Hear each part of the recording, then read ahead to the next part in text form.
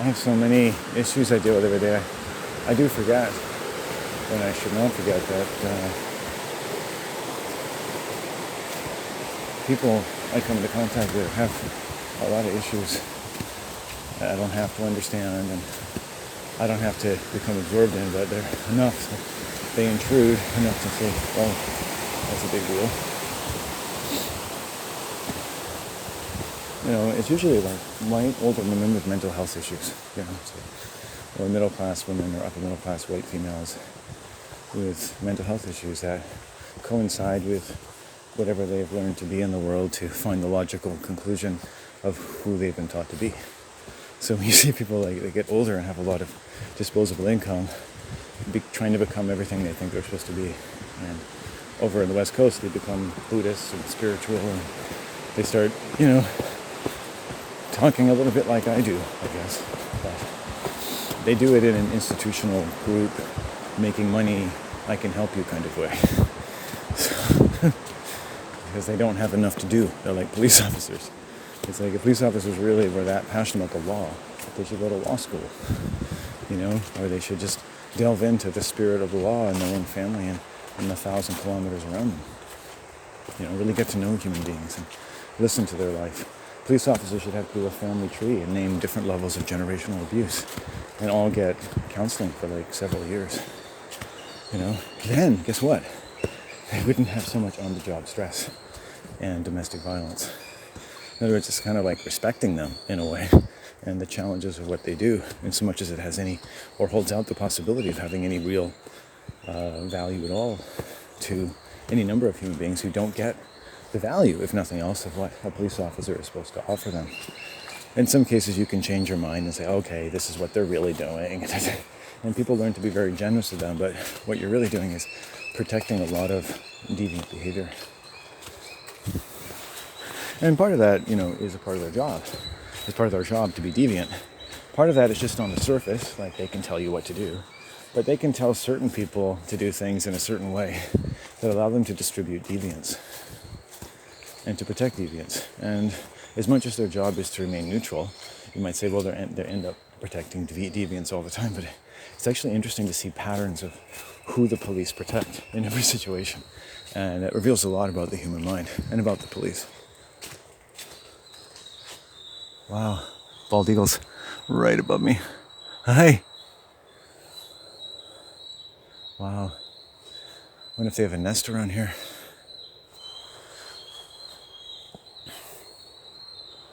It's pretty cool. Let's have some chocolate. I need to warm myself up a little bit. So I had my protein a little bit. I've stayed away from the wine gums that I bought today because I really like those. But I'll probably eat the whole bag when I start eating them. So. Like, they make my mouth water just thinking about them. I buy myself wine gums every now and then. It's like, it's that kind of day. Sure, my dad's out there eating wine gums. And,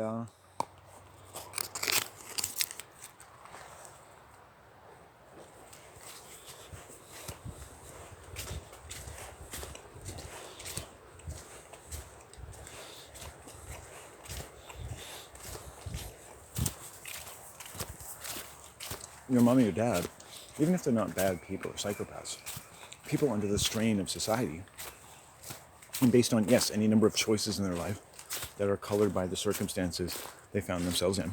It's a pretty big deal for all of us, at least in how we look or feel different to each other, about things that make us feel tense about how different we can be in how we approach, say, stress and tension and violence, what it even is, and who gets what say in it. And what's that going to come to in the end?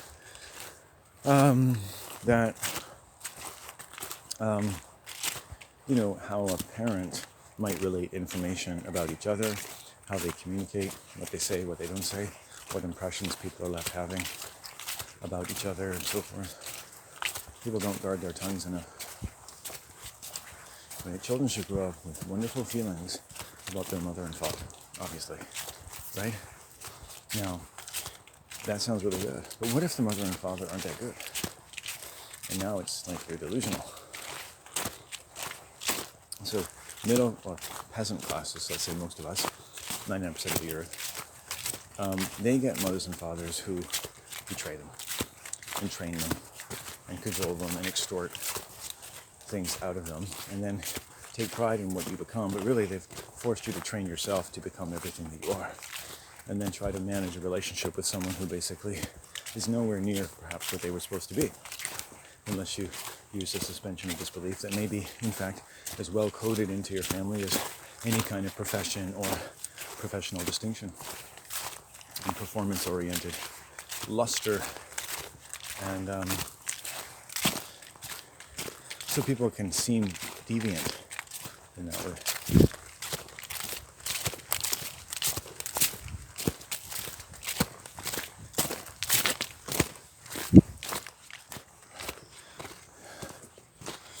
I'm a little concerned, because again, it's positive and negative, when parents talk about the job of raising children.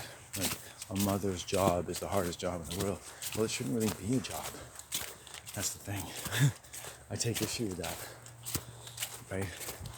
Because when something is a job, then, like, jobs aren't regulated, are they, in that sense? It's not a regulated occupation. And if you're doing that job, who's your boss? Tell me then, if it's a job should have like numbers and specifications as to what it means to do your job well. It's not a job. It's just something sacred you get to do.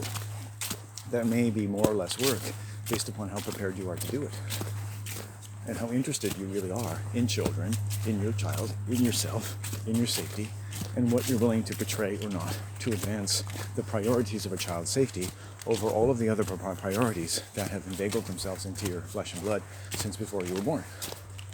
Right? Tough challenge, right? But, I mean, you say it's a job, so that means it must be difficult. Do you not train for a job? And yet, no woman in the world has ever prepared for this job by listening to anything to do with what I just said. Presumably, they just know this automatically, right? You know, or a gender studies course can prepare them for being a mother. You know, they can dress their little boys in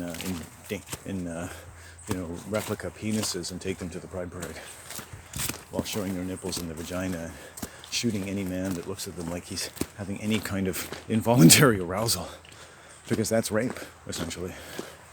I think women presenting their bodies in a way that can provoke the involuntary arousal of a man can be innocuous and can be considered sexual assault. Right?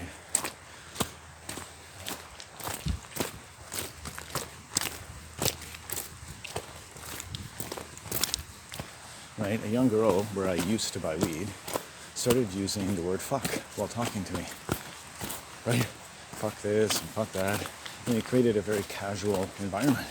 That's the way I might talk to someone, you know, hanging out and smoking a joint. Maybe even, you know, and it started to get a bit flirtatious. So it's like, I can't shop there anymore. That's it. So, you know, I don't think, well, this woman has denied me a place to shop, although in a sense she has. It's just my personal preference, you could say. Did she sexually assault me? Well, it's up to me, really, isn't it? And I would say yes, but I don't think she meant to. You could say, well, as a guy, women just can't control themselves around me. It's like, you know, just because a woman is sexual doesn't mean it's flattering. Same thing with a woman. Just because a guy is sexual with her doesn't mean it's flattering. Maybe he's just horny. Maybe he could be aroused by anyone standing there because he hasn't had sex in a long time and he's a psycho. So how do I know that she likes me as a person just because I arouse her? Right? It's a very complicated scenario while you're just buying weed. And I'm actually paying her salary. I'm giving her hundreds of dollars. I told them I give them my business exclusively, which would be thousands of dollars a year. And while businesses are falling away around them because of COVID, and you want to get rid of a customer, that doesn't make any sense.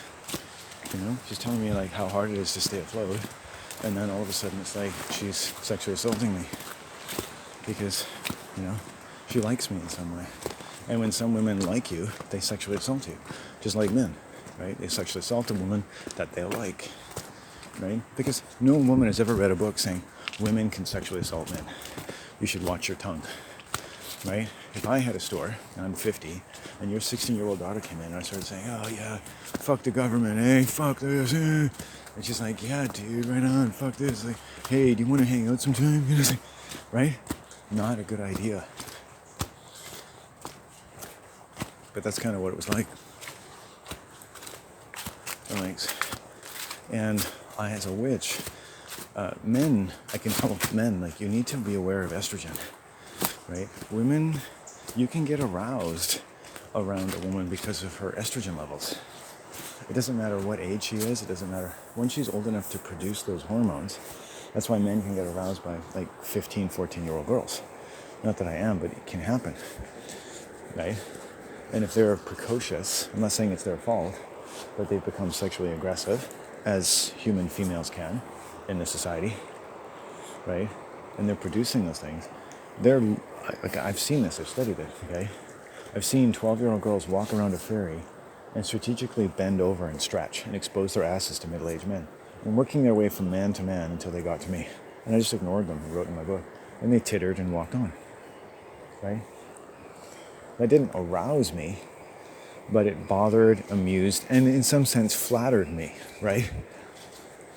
Right? Wow, that's kind of an affirmation, isn't it? Wow. But not really. And so estrogen that can produce that behavior can produce involuntary responses in men.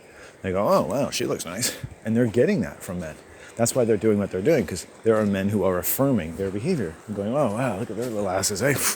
Because a lot of men, they don't really think much about that. Maybe you'd say they're pigs, but they live in a world filled with estrogen, right? Estrogen poisoning, right? I think that's why a lot of men drink, is because they've been polluted with estrogen all of their life. And alcohol is very similar to estrogen in its effect on the brain.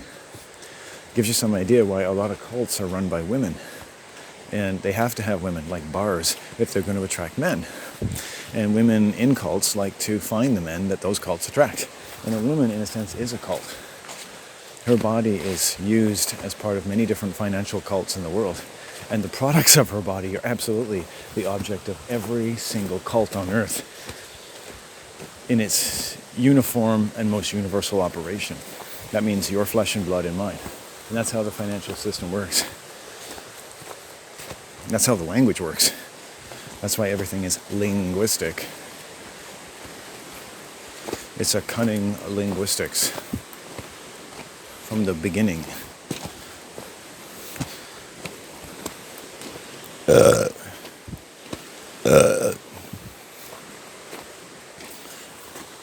Right? The power button on your every electronic device that you have speaks a language of penis and vagina, just like the Coca-Cola symbol, penis and vagina, penis and vagina. You live, in many cases, under the directives of a celestial penis and vagina known as God and the financial system and the matrix of the various languages and threats and debts and narratives that are wielded like a ledger over mankind. His banner over you is love and the death of Saturn and time itself that eats you alive. And you get used to being eaten alive, you become an adult, and you get married. Right? The world is cancer, and it cannibalizes you. Like Cain and Abel is a cannibal. Right? The vagina produces a cannibal, a Cain and Abel. So you have the goat, and you have your kids, who are little goats, produced by the penis, vagina, in the sky, that owns all your children under marriage, which is reverse. The man should wear white, the woman should wear black, because he's the one being given away. Okay, just a little quick rundown. It's all black magic. Completely false. Of course they use the Bible to do it. Everything bad is done in the name of the Bible.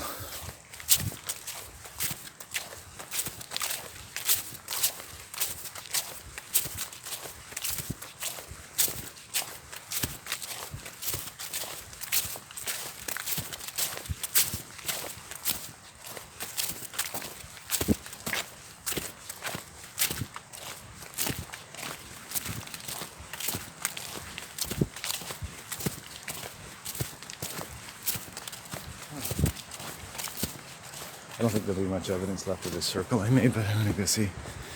I mean, I had some pretty big stones in that bad boy, but I think the earth shifts a lot, especially there because there was a lot of sand.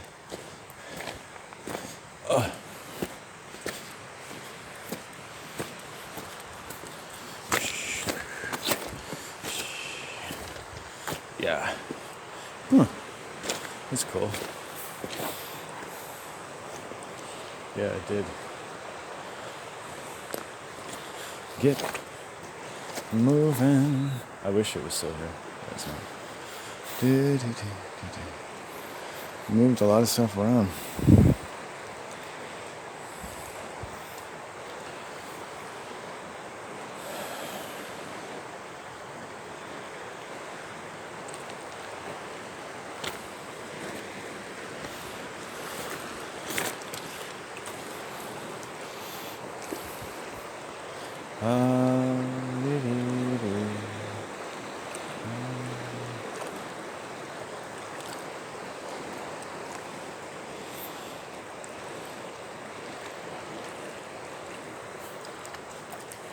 Yeah, so my mom says most of what my mom will tell me about my dad. She'll never say anything positive about him.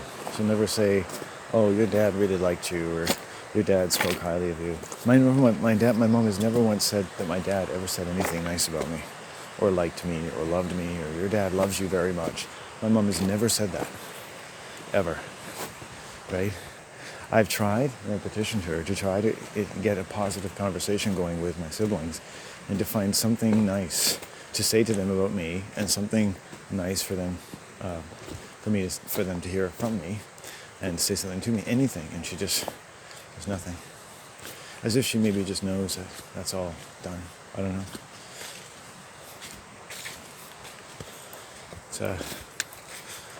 It's hard, eh? She's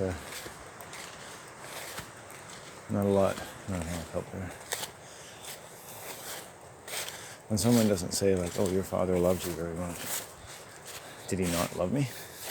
Or is she just not interested in saying that to me because she can't think that that's an important thing for anyone to hear?